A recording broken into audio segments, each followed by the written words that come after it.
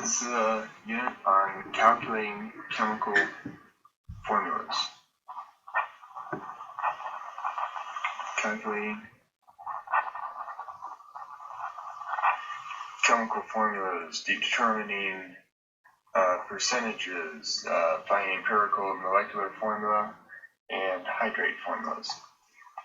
The first of these is percent composition, which is easy because you've been doing it for a while now, just finding out percents. So a percent composition is the part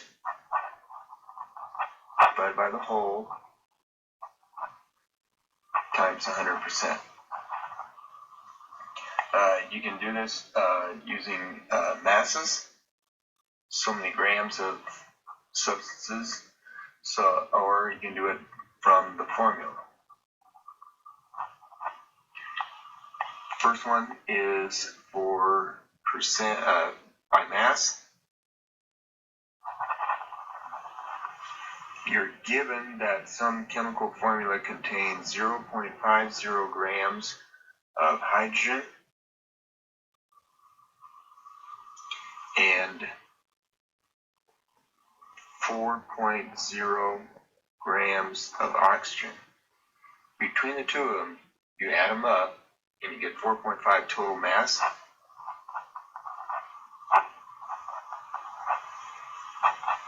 Times 100%. 0.5 divided by 4.5 is 0.111 times 100 is 11.1% hydrogen. And then you do the same thing, calculation. Now, you can do the calculations here, or you know they have to be 100%. You can just add them up and go 88.9%. Because when you add those two up, you do get 100% oxygen. So that's calculation given mass. You can also do the calculation given formula. The formula is H2O2. What's the percent composition of hydrogen and oxygen? Well, pretty much the same thing. You got 2 grams for the hydrogen. You have 2 grams for the oxygen. You have 2 times 16 is 32 grams. This is gotten from the periodic table, the molar masses. 2 and 32 adds up to be 34 times 100%. Again, you can multiply by 100% for both of them, or you can do the calculations on your own. So you do that and you get the calculation. Okay, so empirical formula. It's percent composition. Empirical formula. If I could spell. Empirical formula. You can calculate empirical formulas if you're given percent or grams. And it's kind of like working backwards from what you did up here.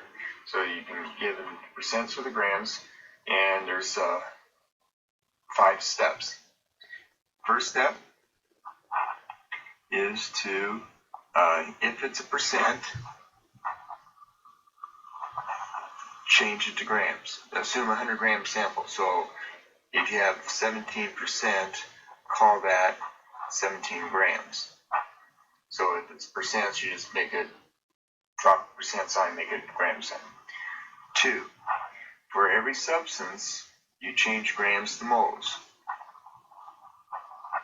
Grams to moles. We've done that many, many times. You divide by the molar mass from the periodic table. Third step is the divide by the smallest number of moles. So whatever it is, if one's 0.5 and one's 7, divide everything by 0.5. This is the only really tricky step right here, is make it a whole number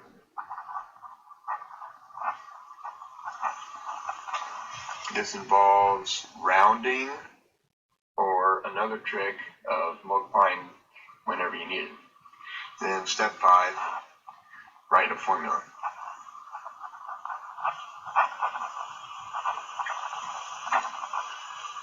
For example, if you have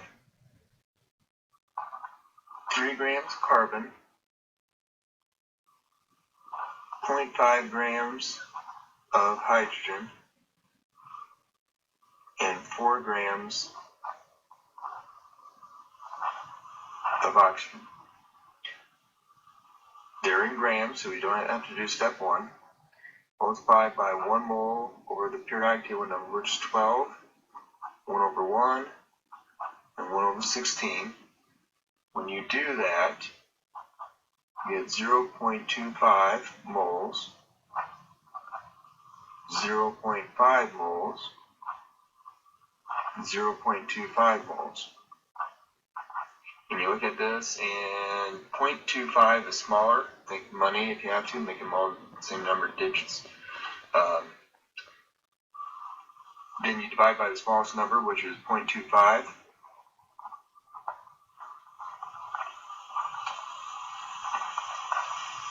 And you get a 1 to 2 to 1 ratio. They are whole numbers, so you don't have to worry about step 4. Now you write the formula.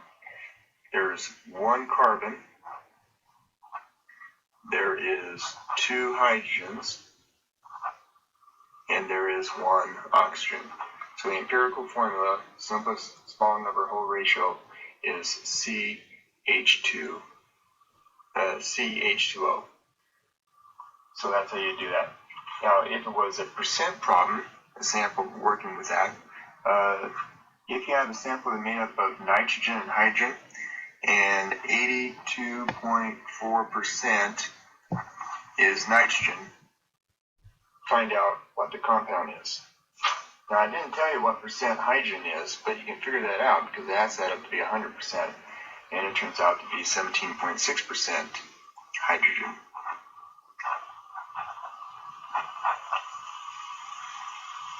So 1 over 14, 1 over 1, that divided by that is 5.89. This is 17.6. Divide by the smaller number, which is 5.89. You get 1 and 2.98. Now this is the rounding part. If it's close, if it's within a tenth, you can round it off to the nearest whole number. So it's a 1 to 3 ratio. So now the formula would be 1 N and 3 H's. So NH3.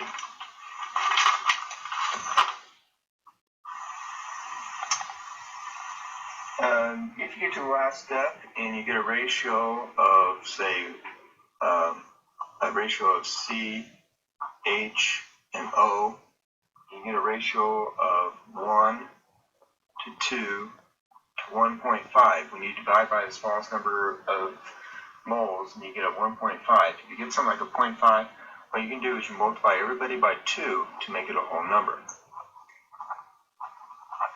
So it's a 2 to 4 to 3 ratio. So this one would be a C2H4O3 compound. For our class, if it's 0.5, multiply by 2. If it's a 0.25, multiply or 0.75. Think about money, these are quarters. This is one of those, you just multiply by 4. So if it's 0.5, multiply by 2, or 1.5, or 3.5, or 4.5. If it's something 0.25 or something 0.75, multiply by 4. Next calculation is molecular formula. On these, you will either be given the empirical formula, or you'll have to calculate it, and the molar mass of the compound. So on this, you'll have, say, a compound with an empirical formula of CH2O, and the molecular mass of the whole compound is 150 grams per mole. Carbon is 12, plus 2, plus 16 adds up to be 30. Well, if it was 150, we'd be done. But it's 30. So the real thing is 150, but they come in packets of 30. So what you do is you divide by 30, and you get 5 times. So the real thing, the 150, is 5 times bigger than the 30. So that means you don't have 1 C, you have 5 C's. You don't have 2 H's, you have 10 H's. You do not have 1 O, you have 5 O's. So it's just a matter of multiplying out. So you take the empirical formula mass, divide it into the molecular mass. That will give you your multiplier. Then what your subscripts are, you multiply by those things. The last thing on the slate is hydrate formulas.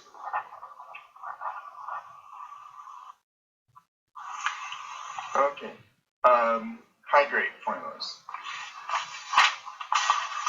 On a hydrate, water is part of the structure. It's not that it's wet, it's actually part of the structure. The particles alternate with water.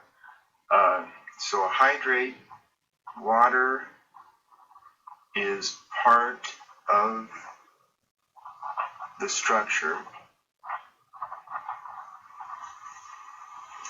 It is not a mixture. It has a set percent or set amount of the compound. If it's an anhydrate, that means the water has been removed. It's a dry compound.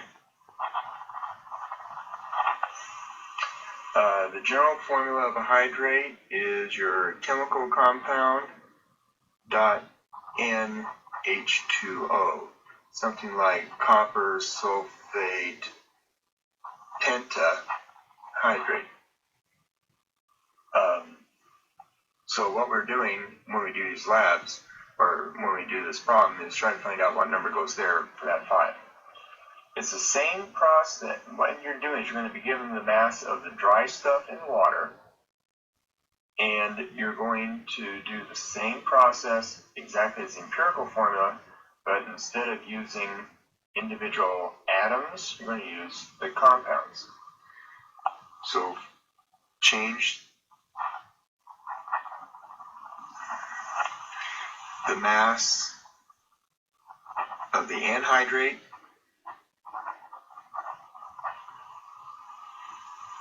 and the mass of the water, 2 moles,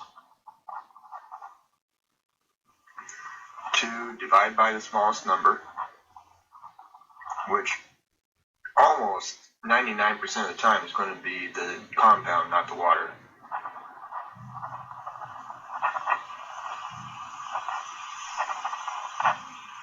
And then write the formula.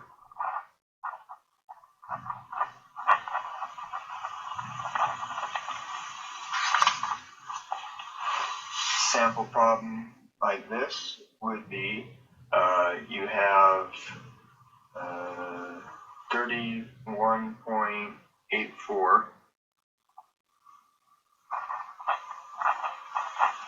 grams of the hydrate, and then you dry it and you find out you have 19.04 grams of the anhydrous compound. And the compound is calcium sulfate. Sulfates are famous for being hydrates. A lot of sulfates are hydrates. Well, you don't have the water, but if you take the wet stuff minus the dry stuff, you're going to get water. So you subtract those two numbers.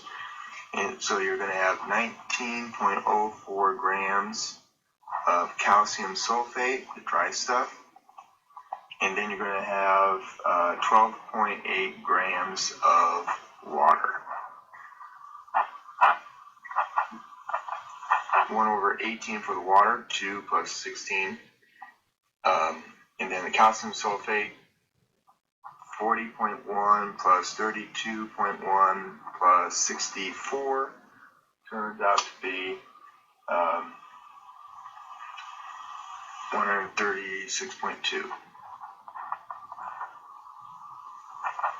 Divide those out and you get 0.14 and 0.71.